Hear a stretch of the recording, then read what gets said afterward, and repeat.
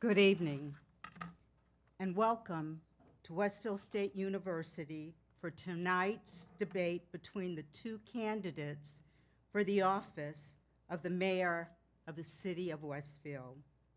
My name is Dr. Linda Thompson, and I am the president of Westfield State University. Westfield State is honored to once again host a debate between these two gentlemen. Tonight will be an important discussion and discourse between two of Westfield State's distinguished alumni, Mayor Donald Humison Jr., class of '89, and the retired City of Westfield Police Captain, Michael McCabe, class of '84. We thank both candidates for their roles as public servants and their commitment and willingness to seek this elected office as a continuation of that service to the citizens of Westfield. I offer much gratitude to our event partners, the Westfield Taxpayer Association, the Republican, and the Westfield News, for their collaboration in presenting this special evening for the campus community and the citizens of our host city. I hope all in attendance and those tuned into the live stream find tonight's debate informative, educational, and enjoyable. And we hope you find other opportunities to return to the campus of Westfield State University for other engagements and events. So thank you.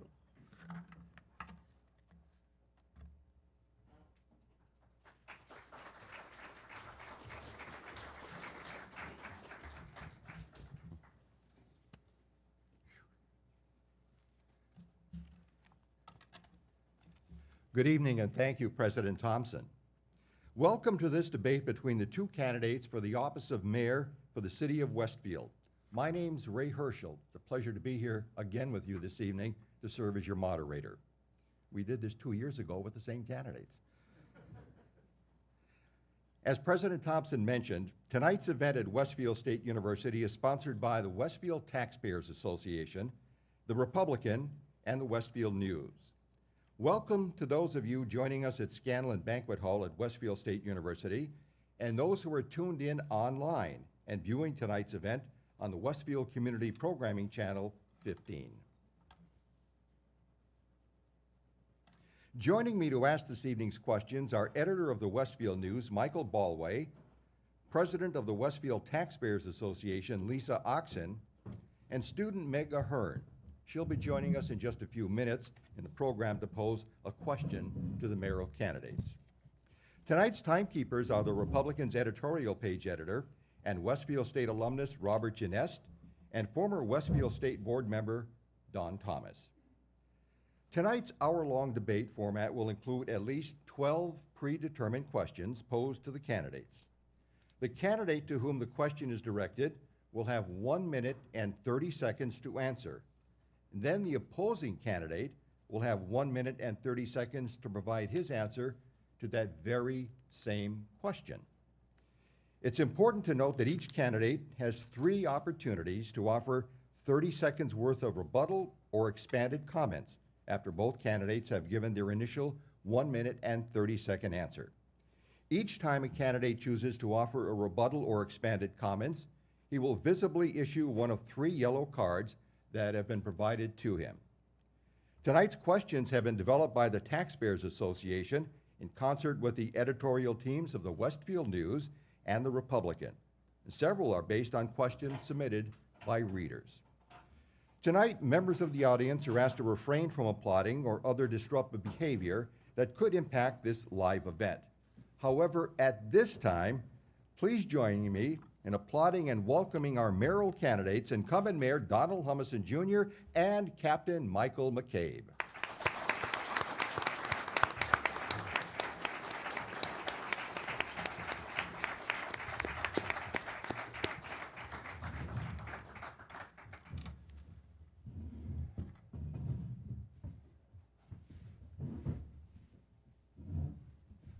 Everybody seated? We got our seatbelts on?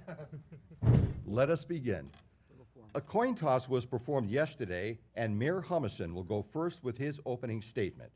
Mayor Humison, you have 2 minutes. Oh, very good. Good evening, everybody. As Ray said, my name is Don Humison. I'm the mayor of the city of Westfield, and I'm delighted to be here tonight. Thank you all for joining us here at Westfield State University, and thank President Thompson for her comments earlier at the start of the program. Ray, thank you for moderating. Thank you all of you for participating and asking questions or in timekeeping for us, and especially thank all of you for being here. I know you had quite a few options for other things to do tonight. By the way, the Sox are down 4-0, so very sad. You know, I'm a lifelong Westfield resident. I've lived here my entire life. I was born at Noble Hospital, went to Westfield Public Schools, and grew up here in the community. I even graduated from Westfield State University back when it was still a college in 1989. I met my wife Janice while we were here, and Jan's right here in the second row. Tomorrow is our 15th wedding anniversary, so happy anniversary, honey. You got to applaud for that, people. You just have to. I'm going to be at a city council meeting tomorrow night for our anniversary, so you got to applaud. You know, when I decided to run for mayor 2 years ago, I had been serving the city of Westfield as the state senator, and I'd been in the legislature, either in the House or the Senate, for about 16, 17 years, learning the ropes in government in another capacity. When I had the opportunity to run for this position, it's taken quite a long time to learn the ropes of this position. Obviously, it wasn't the easiest time for the city of Westfield, as you know. Almost immediately after I was sworn in January, our city, state, and country was hit with the COVID pandemic, and that changed things a great deal. But I'm excited because despite the pandemic, there's still a lot that we were able to accomplish, and I'm hopeful that we'll be able to talk about that tonight. I ask for your vote, and I hope at the end of this debate, you'll realize I'm the right person for the job. Thank you very much. Thank you, Mayor Humison. Captain McCabe, you have 2 minutes now for your opening statement. Welcome, everybody, and thank you for coming. My name is Michael McCabe, and I'm running for mayor of the city of Westfield. I came to Westfield in 1975 under difficult circumstances, and I'm confident, if it wasn't for the empathy that this community has shown me, that I wouldn't be where I'm sitting today. I went to Westfield Public Schools. I graduated from Westfield State University with both a bachelor's and a master's degree, and I'm currently in my 21st year as an adjunct faculty member teaching in the criminal justice program. I've served on numerous boards and commissions. Recently, I retired from the Westfield Police Department after nearly 40 years as a public servant. When I left, I was the senior captain in charge of all day-to-day operations, budgeting, personnel, internal affairs, and public information. I have more than 20 years of executive experience. My last role included being the chairman of the Westfield Traffic Commission, which gave me a bird's eye view of the infrastructure problems that we face. Upon retirement, I went to work for the private sector at Columbia Manufacturing, where I'm a leadership consultant. I am keenly aware of the challenges that face our current business job market. Between January and July of this year, I walked every single street in the city of Westfield, and there are 719 of them. And I can confidently say there is no one that knows the city better. I'm not exaggerating when I say that I've spoken with thousands of residents and listened to each one of their views to help make the city better. My wife, Jennifer Gustafson McCabe, and I have been married for 31 years. We have a daughter, Katie, who is here with us today, as is Jen in the second row. And we are all educated in the Westfield public school systems, and we are invested in its betterment. I've been a volunteer cross-country coach, and I'm currently serving in my 10th year as a swim team coach. It is fair to say my entire life has been dedicated to this city. Thank you, gentlemen. Just a reminder for the people up here on the podium, when you're speaking, you can remove your mask, and we just ask you, once you're done speaking, just put your mask back on. Thanks, Ray. Appreciate it. Be much more comfortable. Yes, you will. Well, our first question of the evening now goes to Mayor Humison, who will have 1 minute and 30 seconds to answer. That question is being posed by Michael Ballway. In 2019, Westfield's engineer and DPW commissioned an analysis that determined a backlog of over $75 million in road work for our city. Residents have experienced major problems with roads, bridges, culverts, potholes, and flood control systems. What will you do to resolve these infrastructure repair and maintenance issues more efficiently and prevent them from recurring? Thank you, Mike. Obviously, when Mike and I ran 2 years ago, infrastructure improvement was one of the big points that both of us raised. I think all of the mayors and all the mayor candidates over the years have raised that as a point. But they haven't always been able to do what needed to be done.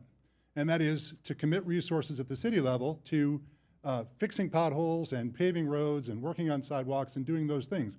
I remind people, and you certainly don't need the reminder, but Westfield is 352 years old. We're an old city, and we're an old New England city. We have challenges up here from the weather, the amount of volume that go over our roads, and things wear out. So when I got in as mayor, one of the first things I tried to do was get together with our team and talk about the priority roads, meaning the ones that cause the most trouble, the potholes that cause the most complaints, the most damage, the most claims against the city. And working with the engineer and the DPW department, I said we should really focus on paving and fixing those first. Now, a mayor in this city doesn't have the power to do these things alone, and so a lot of the help has to come from the departments that I mentioned, and obviously the city council, and the funding, of course, which is a big issue. We receive about $1.5 million each year from the state Chapter 90 funds. When I was a legislator, I thought to increase that amount, but it never got raised. I think that may change now, but certainly if we get more money, either from ARPA or from the feds or from the state, we have lots of projects that we can use it on. Thank you. Captain McCabe, your answer to that same question, you also have 1 minute and 30 seconds. So my view of things are slightly different. When Mayor Humison came in 2019, he was given a platform that had already been made. COVID knocked some of that off the map for him, but the plan was already there. So when we talk about road improvements and what really needs to be done, we should be looking towards our own individual budgets and finding out where the real need is. So we'll take the cues from the DPW for sure. But then we should also be listening to our resident constituents. I could tell you I've been on Holyoke Road, and I don't know if you know about the folks in Holyoke Road, but they've been under siege now since there were significant contractors, contracts that have been approved through Lane's Quarry. There has been nothing done to help them. So when we look at prioritization, we should be looking at prioritization for our community residents. Yes, there's ARPA money available, but when we talk about the budget a little later on, we're going to have a little conversation about free cash and where that money is being spent or why that money is not being spent. So I look forward to the rest of that conversation. Captain McKay, the second question goes to you, and you'll have 1 minute and 30 seconds to answer the question being posed this evening by Lisa Oxen. Lisa? Property taxes have been consistently going up, along with the city's commitment to annual raises in labor contracts, healthcare, and pensions. What actions will you take to keep property taxes low? Well, fortunately, we're in a terrific situation. Mayor Humison has been able to lower the property taxes from 1925 to 1888 during his tenure. And he was able to do that by using a combination of free cash, but what he's really able to use it for is because the assessed value of the property went up. So if the assessed property value goes up, then the bottom line number when you get home at your quarterly when you get your quarterly tax bill, that has also gone up. There are other things that are available to us right now in terms of maintaining the property tax. We have a current, I believe that Mayor Humison is going to roll out figures about $9.677 million in free cash. We'll be using some of that money to defer to a tax lowering mechanism. It's not really necessarily what it's for, though. If you have a $9.667 million overage, it means you haven't done something right. It doesn't mean that everything's going well. So you would be foolish if you were mayor not to take the political opportunity to use it to level off some of the tax and spend. But at this current time, you really have to take a look at the services that have not been being performed during this time of fiscal responsibility, we'll say. Sorry, the light went off, caught my attention. Mayor Humison, you have 1 minute, 30 seconds to answer that very same question. Thanks, Ray. And thanks, Mike. He actually mentioned for me, the tax rate has gone down. The property taxes here in the city of Westfield are going down, and they have gone down for the past 2 years, and I can't take credit for that. That wasn't me that did that, and certainly not me alone. We have a good financial team in the city of Westfield, and we have a city council that was willing to do that. So because the city council looked at the amount of money that we had during actually my first of 2 budgets, and I've been here 2 years, they had suggested reducing the rate. I would have been content with keeping it the same, although my goal ultimately is to get property taxes for our seniors and our residents down. I disagree with the captain.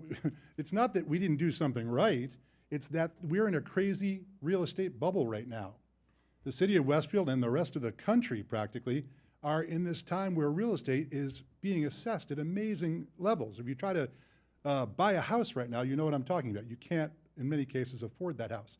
If you're selling it, it's a great time to sell, but it's very, very difficult when you're paying taxes on a house that is assessed at crazy levels. We've been able to reduce the rate, and I think we're going to try to do that again with this level. We typically set that in the fall. It's not fall now, but typically try to set that later on in the year, most likely in November. But until that bubble bursts and until things change with the assessments, lower property taxes still equate to more revenue for the city of Westfield.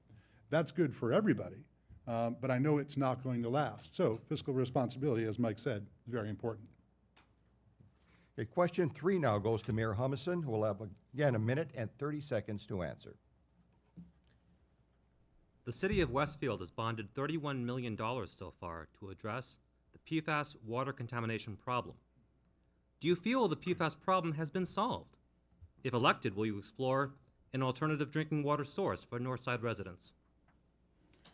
PFAS was a big issue for us 2 years ago and continues to be an issue for the city of Westfield and other old industrial cities across the state, including, well, I'm not going to mention the other cities. You just know that in an old state like ours and in other places, PFAS is going to be a problem. So the city council and the mayors at the time made the decision to come up with a GAC filtration system for our water. They followed through with that. When I became mayor, I followed through with that as well. I supported the council when we did the bond. And I just today checked with our water quality engineer to check and see how things were going. And I'm informed that we're doing well, that the work is progressing as it should, that one of the parts of the project is going out for bid probably in the next few weeks. And that I want residents to remember that it's not just the city of Westfield that assesses our water quality, but also the State Department of Environmental Protection and the federal government as well. So it's sort of a triple check process. And yeah, I think for the time being, I'm content to let that stand. I'm not particularly comfortable with pursuing other forms of or other options for water because we have a system that seems to be working. I believe Mike had mentioned a couple of years ago not being comfortable with relying on other communities to provide Westfield's water. I agree with him on that, so I think for the time being, we'll stay with a system that seems to be working for us. Thank you. Captain McCabe, you have 1 minute and 30 seconds through that very same question. So once again, Mayor Humison and I have found common ground. Wells 1 and 2 are currently offline as they prepare to come online with the dry bridge plant, which hasn't been completed during construction. They are the redundant systems for 7 and 8, which are the 2 primary wells that were causing so much problems for the folks up on the north side. When you get down to parts per trillion and you're talking about GAC filtration systems, it's a pretty interesting thing. I agree with Mayor Humison that I think what we're doing with the water right now is responsible. We're going to continue to keep following up on the federal agencies to make sure that we are doing the right thing. Mayor Humison talked about wells 3 and 4 on Shaker Road. They did have a little blip in the system, but that was due to a filter that was problematic, and that's what's out to bid to change the filter. And additionally, there's a little problem with an actual structure up at Proven Mountains water tank storage area. But fortunately for that, it's not really a hazard for the local residents. When I was up in Knollwood, I had a couple of people asking me last week about the water, and I said, I have to be honest with you. If I lived here in Knollwood, where the geology is what it is, I'd drink the water. I wouldn't have any problem with it, and I don't have any problem with drinking it at home. Okay, Captain McCabe, the 4th question goes to you. Sure. You'll have, again, 1 minute and 30 seconds for your response. As chairman of the school committee, what do you see as the mayor's role in crafting school department budgets and policies? What needs to change in the next 2 years to strengthen K through 12 schools in the city and ensure a top-notch education for every Westfield student? Great question. I see a former superintendent here, so he's just going to laugh. We have a 2-year mayor term. And when you have a 2-year mayor term and a 3 or 4 year chairman of the school committee, superintendent of schools, sorry about that, you have a tendency to be able to be outlasted, if you will, by somebody who doesn't really share your same vision, but you need to offer one. You need to say to people, the budget needs to follow the vision, not the vision follow the budget.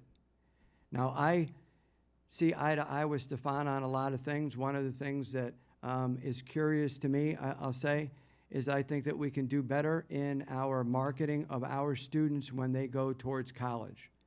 There is a very clear divide, and it's actual. There's a very clear divide between Westfield students and other area students around. They are not competitive. That, to me, is a problem. And I would ask Stefan Saporowski specifically and the school committee specifically to set up a metrics to try to solve that problem. I do understand that we have social and emotional ills in our schools. I understand it completely. But if the metrics and the standard for getting into schools is what it is now, then we need to meet those standards. Mayor Humison, a minute, 30 seconds for the very same question. Can you repeat the question, Ray, just so I get all of it? I certainly can. As chairman of the school committee, what do you see as the mayor's role in crafting school department budgets and policies? What needs to change in the next 2 years to strengthen K through 12 schools in the city and ensure a top-notch education for every Westfield student? Sure, we'll cover that in a minute and a half. First of all, I support the actions of our superintendent and our school committee. It has been one of the biggest parts of the job that I had to learn as mayor coming in. It is a huge part of the city and a huge responsibility. I spend a great bulk of my Monday nights at school committee meetings, and I only have a small share of that work to shoulder. The other members of the committee participate in committee work and a lot of behind-the-scenes stuff. That being said, I meet with the superintendent quite frequently about our priorities for funding, our priorities for education, and priorities for taking care of the educators and staff that serve those children in our school department and our school system. We've done a lot of things right. In fact, right now we're spending a lot of attention and time on building a new elementary school. And that new elementary school will replace Franklin Avenue School and Abner Gibbs School and allow those children to move into a brand new school in the Franklin Avenue neighborhood. That's a big part of what we're doing, and that's going to be very helpful for our elementary school kids. We are really supportive of vocational technical education in Westfield, and that's so important because right now, especially if you, oh jeepers, that minute and a half goes quick. If you look around, there is a great need for tradespeople, and our schools are meeting that need, and yet there are still more jobs necessary to fill. Over the next couple of years, we're going to focus on everything from, from funding the schools to supporting our educators. Thank you for the time. I wish I had more. Asking our fifth question now is Westfield State student Meg Ahern, a junior communications major from Foxborough, Massachusetts. Meg is the co-editor-in-chief of Westfield State student online newspaper, The Voice. And question 5 now goes to Mayor Humison. A minute and 30 seconds again to answer, please.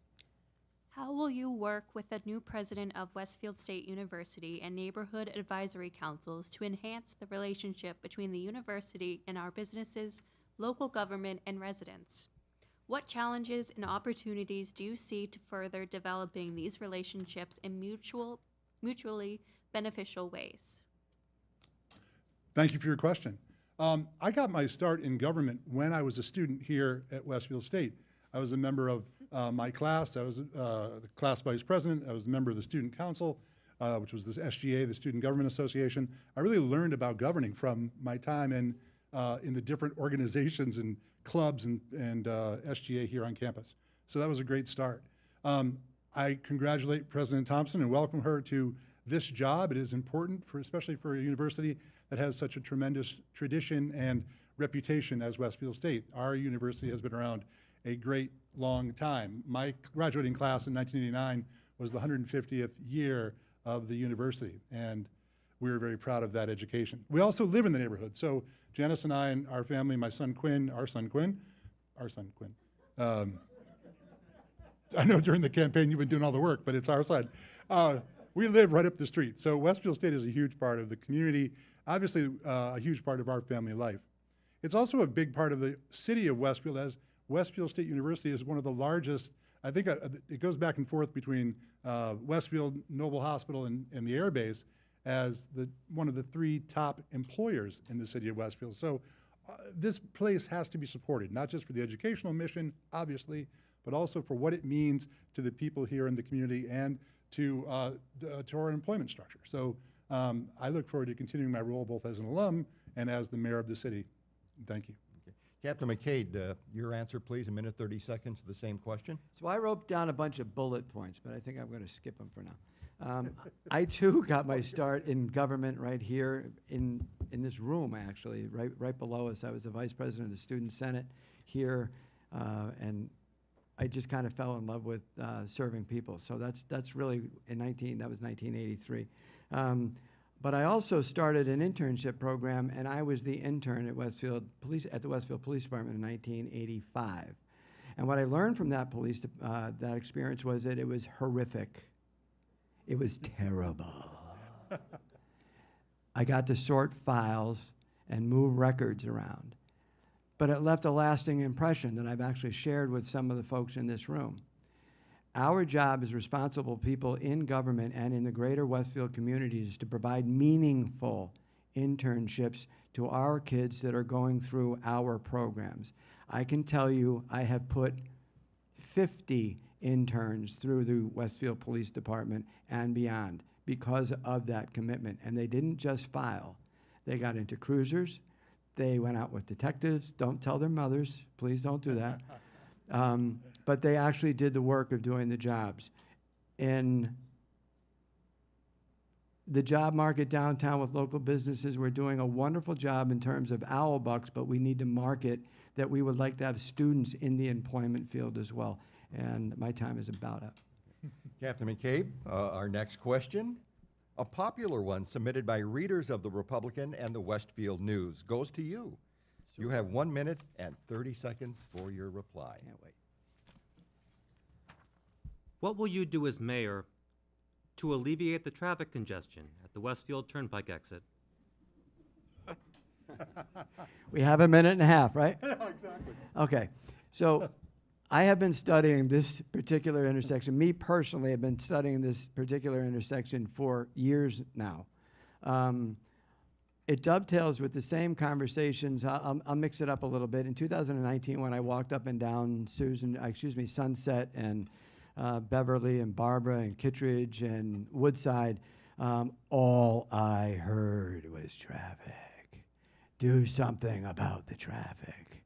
So I did come up with a plan, and that plan is kind of been halfway explored now by our Westfield Engineering Department and the Mass Department of Transportation, which is to create a slip lane on Westfield Turnpike Industrial Road. The city was already exploring work on Southampton Road and the removal of the light at Arch Road. And then creating another slip lane from Arch Road into the backside of the turnpike. It's too much to explain, but I would also add another piece to it, and I would close off northbound commercial traffic on Service Star Way by Campanelli Drive. Now, I don't want to bore anybody, but if you can pull that off, what that will do is extremely decrease the amount of truck traffic that goes from the corridor of Service Star Road all the way back down to Southampton Road at the interchange. In conjunction with the elimination of the light at Arch Road, there'll be no further queuing there. Thank you. Mayor Humison, you have 90 seconds to tackle that same question. 1.5 minutes goes fast, doesn't it, Mike? So if you read the paper the other day, there was actually a great story about this very project, or very proposal. Let me put it that way. It's still at the proposal level, and it's a very early proposal. I met with our chief engineer, with Mark Crissati, a couple of weeks ago. He wanted to go over this with me. And my first question was, have you talked to DOT, Mass DOT? We can't go anywhere with our proposal until we get their permission. What Mark told me was they're not opposed to it, but they haven't supported it either. So there's a lot of moving pieces to this proposal. I encourage you to go back to the paper and read the story. But it involves not just work on the side of the city, but also work on the side of the Commonwealth and allowing us to have an extra slip ramp onto the turnpike, to have another, I think a westbound entrance off of Arch Road, to do a rotary. It's kind of an amazing project. Obviously, it's changed, so people will oppose it right away, but we all know something needs to happen up there. And I, too, have heard from residents about traffic on the north side forever. For years, I drove back and forth to Boston and had to deal with that traffic every morning and every afternoon. One of the things I've done as mayor is to try to support business development on the north side that doesn't bring traffic. And you've heard about the Hyper Data Center, which I am very excited about and support, because it's the type of business that doesn't add trucks to the roads, it doesn't add warehousing, it doesn't add pollution, it doesn't add traffic, it doesn't add noise. It's the right type of development, and we need to support that kind of thing too. Okay, our next question now goes to Mayor Humison. Again, 1 minute and 30 seconds to respond. New data centers could be a great addition to our city. Do you feel Westfield negotiated the best deal for the city residents and taxpayers? That's the question? I absolutely do, and I'll tell you why. No project like this has ever come to Westfield before. No project like this has come to Massachusetts before. Holyoke, a city I used to represent, has a small data center in downtown Holyoke. It is tiny compared to the size of this data center if it was to build here.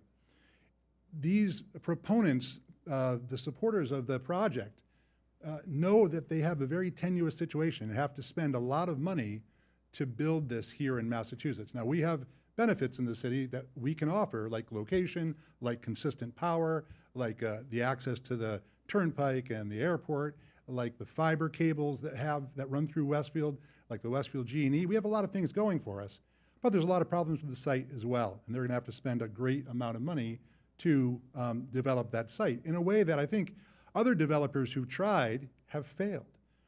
Besides, they also promised, at least at this point, the city to provide a tax level consistently over the next 40 years, and I've heard my councilor friend say that that's too long to plan ahead, but they would be quite quickly the largest taxpayer in the city's history, and quite quickly the largest taxpayer amounting to more taxes than anybody else pays here in the city. So that would be a benefit that we don't currently enjoy from anybody else. Finally, they would bring other businesses like that into the city, businesses that don't add truck traffic, don't add pollution, don't add noise, but do add revenue to our coffers.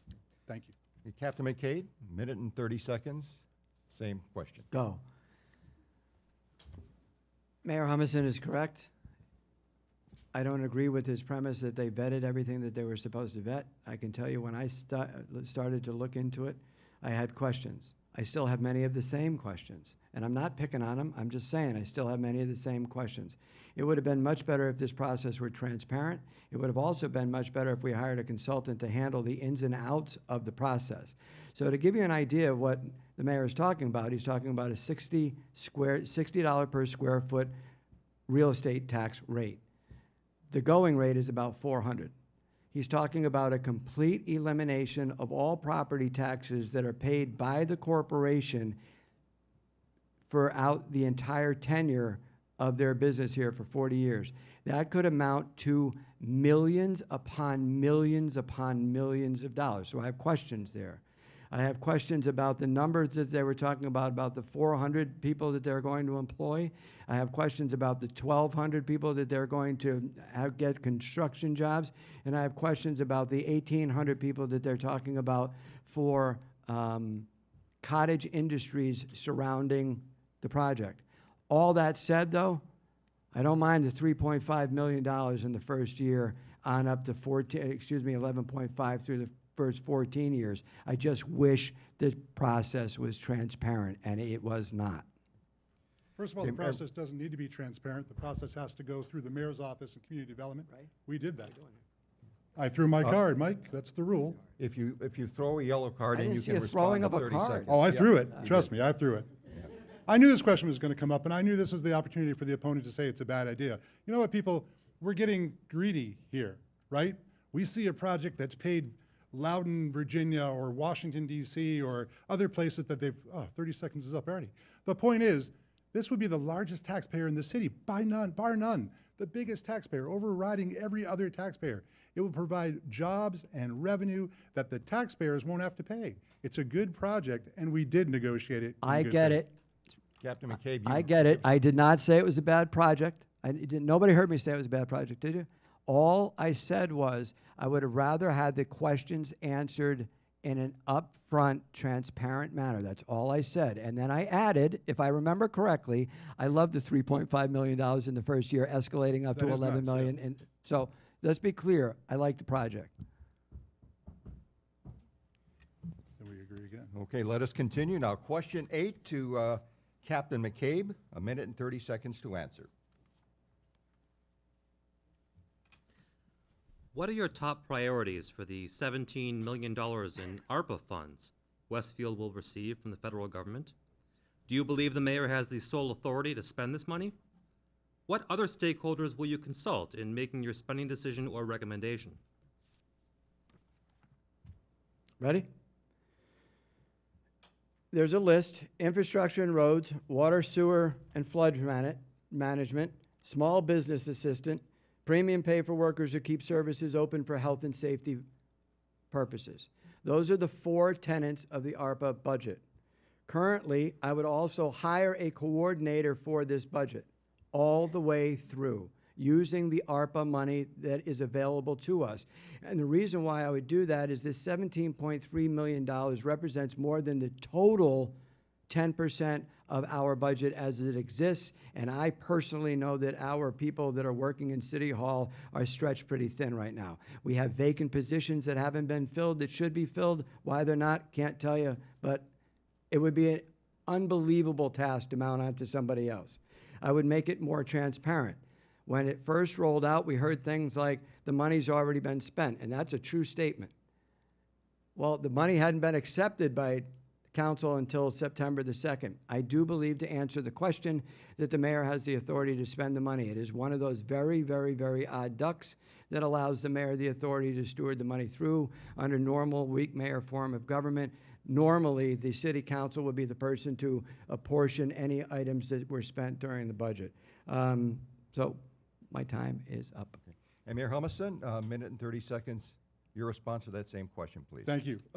Captain McCabe is right. This is one of those rare times when the mayor of Westfield, who doesn't normally have that authority, has been granted it by the federal government. This is something that they're writing, they're driving, and they gave the mayor the authority. I would never attempt to spend that money unilaterally.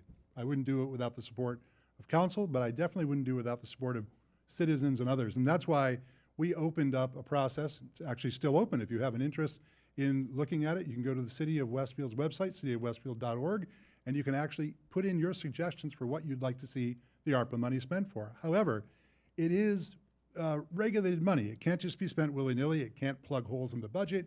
It can't be spent on certain infrastructure projects. They have to all fit the strings that the federal government have attached.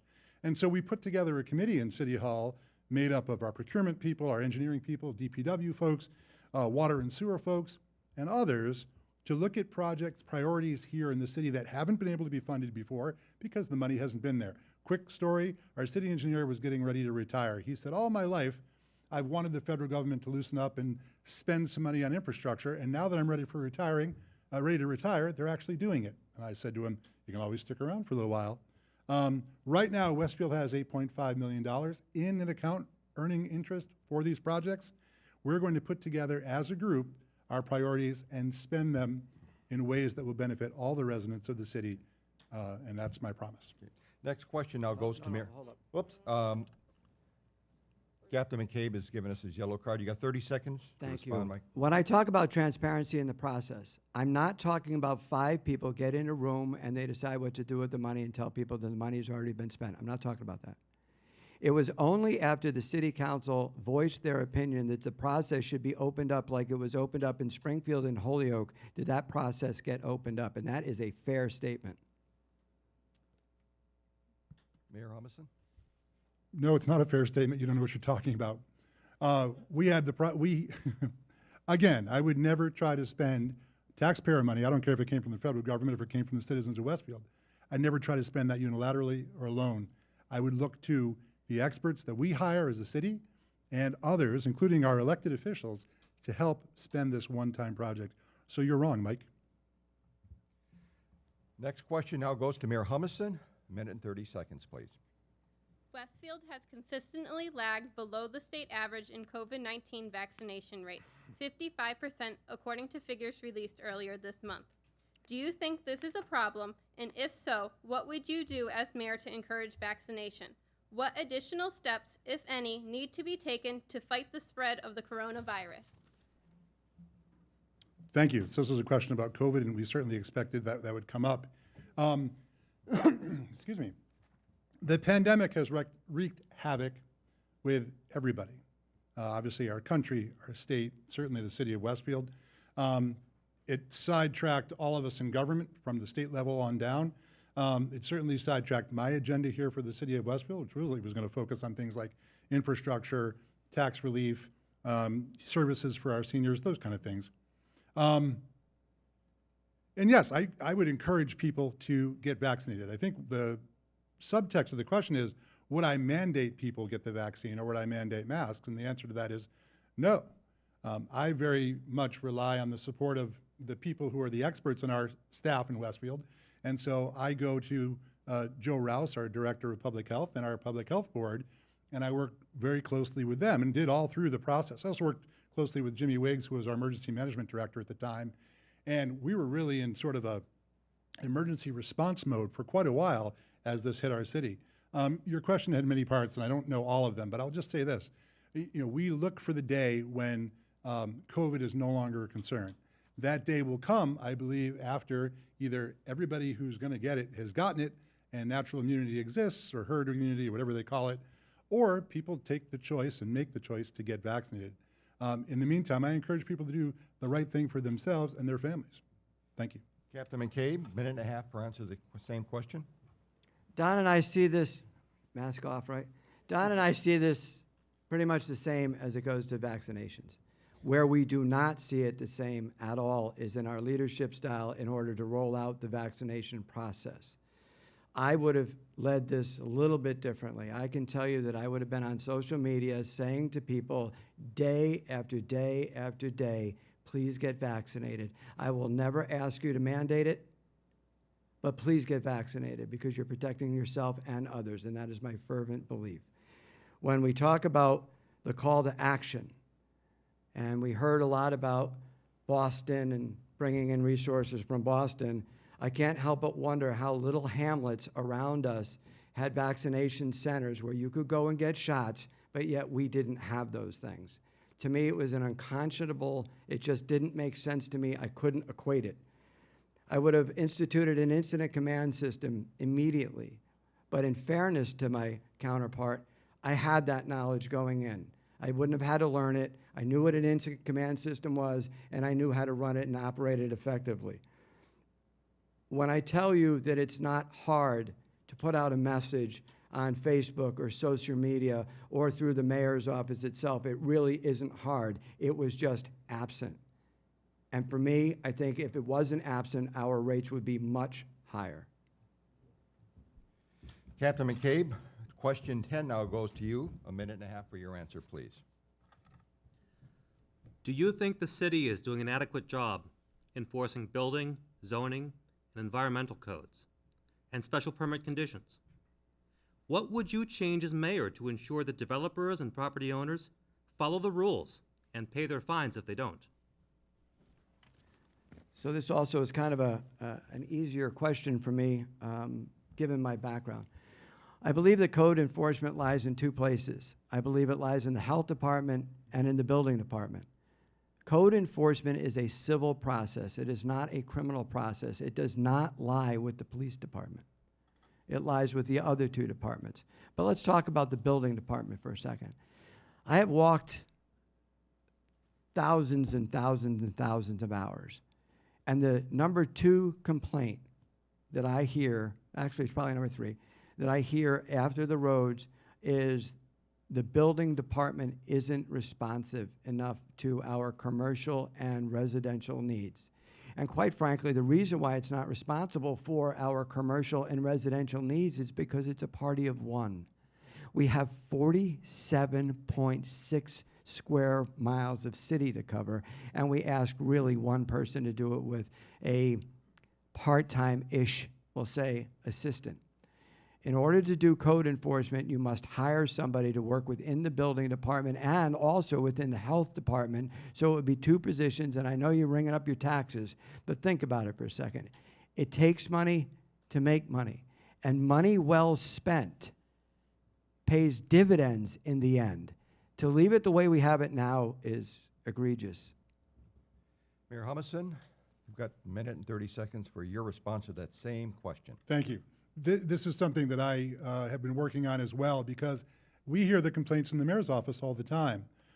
We just had a meeting not too long ago with the parties that Mike had mentioned. We talked about the police department, the health department, and the building department to say, look, we've got to relieve building a little bit. We've got to take some of the responsibility away from her because she's right now by herself. Her assistant part-time electrical inspector and plumbing inspector just left. It is extremely difficult right now for the city of Westfield and other places to find employees along those lines. It's not just us, obviously. You try to find a plumber or an electrical inspector, it's not easy. That's why I talked earlier about encouraging the trade school to do their best to pump these people out, because it's hard for us to find these people. Without them, contractors and builders have to wait. Time is money. It's not just that. The other issue, let's get back to the code enforcement official. We get a lot of grass complaints, tall grass, trash on the lawn, unregistered vehicles, chickens and rooster complaints. Those do end up going to health or to building, and it's a waste of their time to be doing that. They should be focusing on other things. We are working on putting together a code enforcement official to take that off their plate, to handle that, and in so doing, receive the fees or the fines or the civil penalties to help pay for it. It's necessary and will improve the quality of life for residents here in the city. Okay, Mayor Humison, you get our next question. Again, a minute and 30 seconds for your response, please. A number of issues face the Westfield Flood Control Commission, from the lack of a dedicated staff employee or office to unfilled seats on the commission to the yet unfunded and expensive rehabilitation of 2 flood control dams to the deteriorating Little River levee, which routinely fails U.S. Army Corps of Engineers safety inspections. As mayor, what do you plan to do to address these public safety issues? My question? Yep. Thank you. A large area that we had looked into when we found out about ARPA was whether we could spend any of that money on the dikes and levees and flood control dams. We have found out that that's not allowed. We are hopeful that Congress and the President will, or the President and Congress, and now we're waiting on Congress, to pass an infrastructure bill that will allow the states and the cities to have the money to spend on projects like flood control. It's important for us because we have an old city, as I said, 352 years old, and our downtown is largely situated in a floodplain.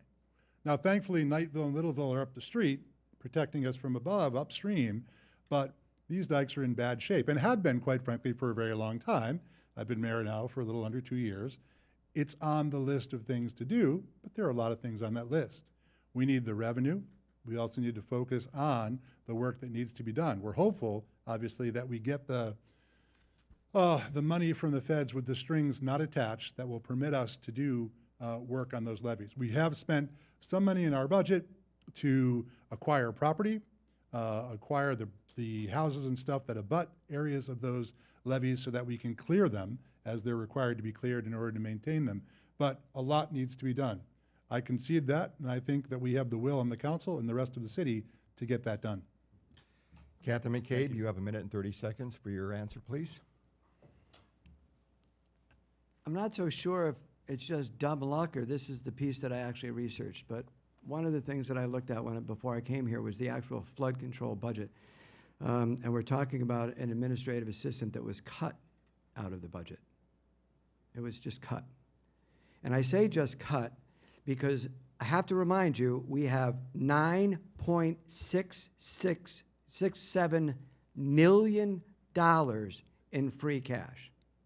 And if we have $9.677 million in free cash, these are exactly what we're supposed to address with them. We're actually supposed to go back and take, first of all, the free cash number shouldn't be the free cash number that it is anyway. The free cash number should be monitored monthly through the auditor's office and through the mayor's office. So to watch it go from 4 to 5 to 6 to 7 to 8 to 9, you didn't really need to wait for the state to tell you that you had $9.6 million. You should have already known it and reapportioned the money. When he's talking about when the mayor is talking, excuse me, I didn't mean to be disrespectful. I didn't mean that at all. When the mayor is talking about the Little River project, the Little River Dam project, it is unacceptable by the federal standards. It's unacceptable. It's not even that you can have it. It's unacceptable. It's in critical disrepair. You could simply use the money that you have to fix it. You don't need to wait for the federal government. Thank you. Okay, Captain McCabe, our next question goes to you first. Again, 1 minute and 30 seconds, please. Businesses are struggling due to the pandemic and changing global economics. What can you do as mayor to help our local businesses? How will you help attract new businesses to Westfield without shortchanging the residents and existing businesses? So currently right now in the downtown corridor, and I define the downtown corridor as being Main Street, Elm Street, Franklin Street, Church Street, Thomas Street, Arnold Street, and if I missed one, School Street. There we go. Those are our downtown corridors. There are 120 storefronts in those downtown corridors, of which 20 are vacant. The ARPA money comes to us at a good time. The ARPA money allows us to remediate those small businesses, and you'd have to pick a number. You'd have to say, okay, gross sales less than 75,000 or X number of employees, and give those people the opportunity to get grants from the city through the ARPA fund, get grants from the city to improve their situation. Now, whether or not that was pay rent or if it was to build a sign or whatever that happened to be. But ARPA money also allows for the remediation of lead. And currently, there are a couple of buildings that refuse to restore themselves so that they can be beautiful in the downtown corridor because of the expense of lead. And it's one of those things that ARPA can uniquely be used to help us for. There's a store right on the corner of Elm Street and School Street. It's the very first store you see. It's a disaster. And we expect people to do business there. Oh boy. I'm not to like the yellow light. I'd hire an advancement officer, I would market it, and I would use grants to improve what we already have. Thanks. Mayor Humison, 1 minute and 30 seconds for your response, please. Not nearly long enough, but that's true. I would hire an advancement officer too. Council wouldn't let me. I think after the election, they'll fund that position. I agree, it's important. I also think that from the day I got elected and the time I was sworn in, I said that my focus would be on business in Westfield because I know more businesses means less burden on the taxpayers to pay their tax bills because businesses pick up that cost. They also bring in a lot of new workers, et cetera. And so from the beginning, my message was Westfield is open for business. And I've been trying to work with Pete Miller and Jay Vinsky and others to encourage businesses to come to the city of all sizes, large and small. And I've got a great list of businesses I've spent a remarkable amount of time over the past year, once the pandemic sort of died down a bit, helping new business owners and attending ribbon cuttings and groundbreakings and things like that for the city. That's one of the exciting jobs that a mayor gets to do, but it's been great to see new businesses come into the city. And I'm not just talking about things like Cannabis Connection and HECA and the other marijuana businesses which are coming to the city, but also small businesses like Munchies and Sophisticated Boutique and O'Connell Care at Home and all the others. There is a list, and if you go back in the paper, you'll see almost every week the Chamber of Commerce, the City Council, and I are welcoming those businesses. We also supported those businesses during COVID with, and also using CARES money, with grants to those businesses. And that worked through the Community Development Office. We did that to try to help them during the pandemic to keep their doors open and keep people employed. Very important. And Captain McCabe, would you care to respond? I think I started, right? I mean, I think Don's on the right track in part of his statement, but in other parts of his statement, I'm not sure he is. Business isn't business just for revenue. Business is for business so people can go buy things. It's so that we can have a vibrant downtown. One of the things that I would do, you're going to love this, I'll probably get shot by my green people, is I'd remove all the trees. And then I'd replace them with trees that actually are amenable to the downtown corridor, as opposed to what happened this time. When you drive downtown and you take a look out your car window, all you see is a tree. You don't see the business.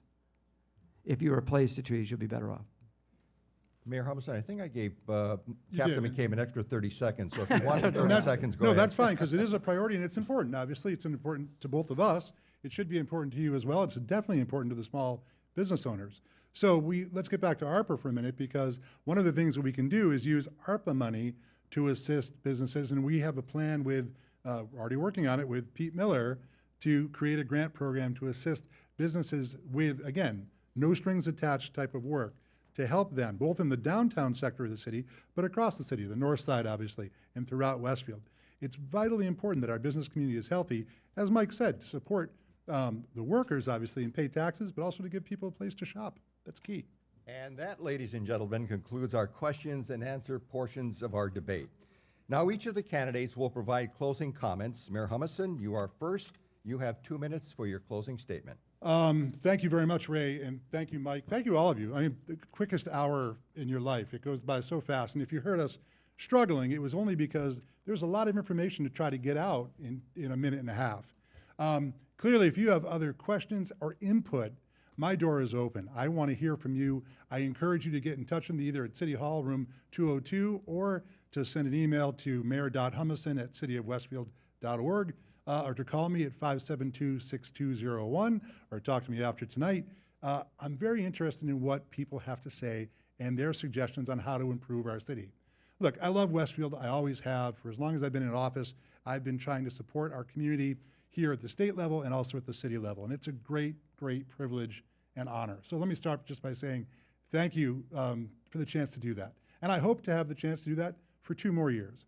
It'd really be nice to put a lot of these things in practice that we've talked about, or to flesh out programs that we already have in the works without having the specter of the global pandemic hanging over our office and over the city. It's great to work with my friends in the council and in the school committee and across the city to do these works. And I've been really happy about the things that we've been able to get done despite all the challenges in the city right now.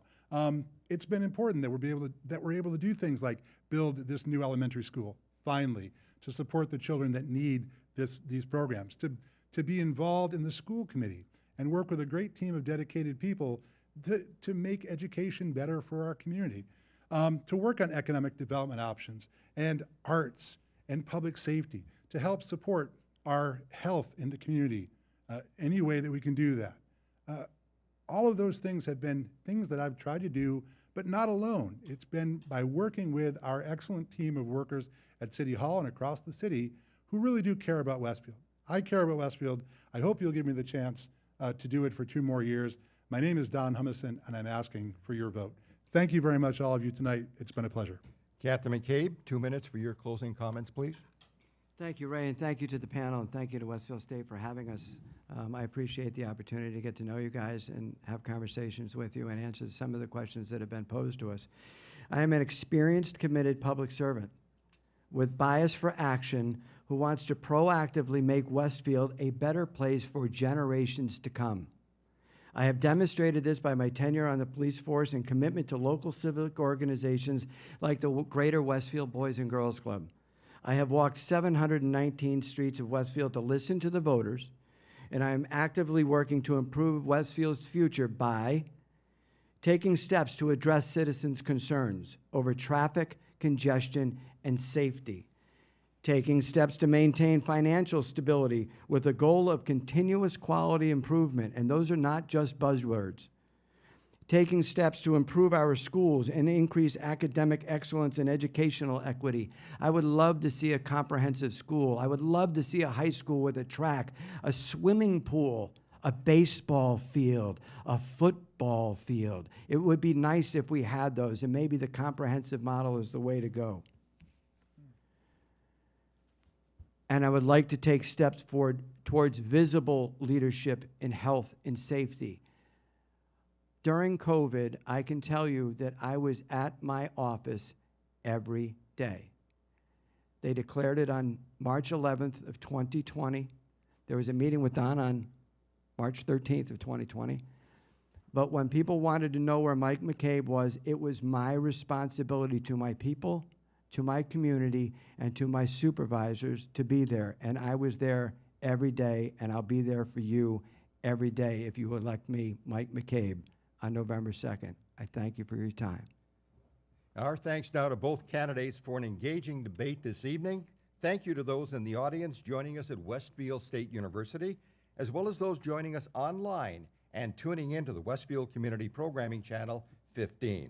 A special thanks to the Westfield Taxpayers Association, the Republican, and the Westfield News for presenting this evening's debate. We thank Westfield State University for hosting us this evening, and of course we thank our panelists, Michael Ballway and Lisa Oxen. Remember now, a reminder for registered voters in attendance and who are watching tonight, be sure to cast your vote on Tuesday, November 2nd. We hope you enjoy the rest of your evening, and please drive safely. Thank you. Thank you.